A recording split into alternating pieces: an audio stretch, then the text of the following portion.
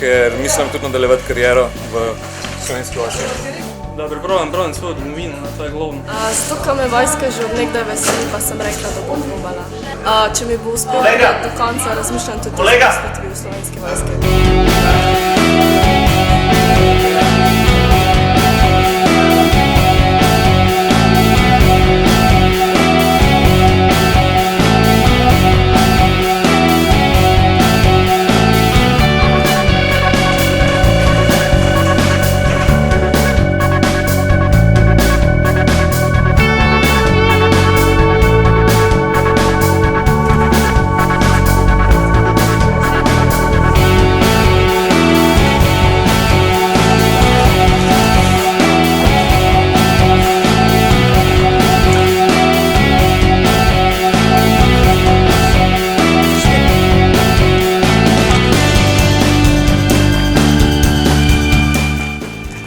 Prostovoljno služenje sem šla služiti zaradi tega, da sem lahko nadaljno kariero imam za poklicnega vojaka.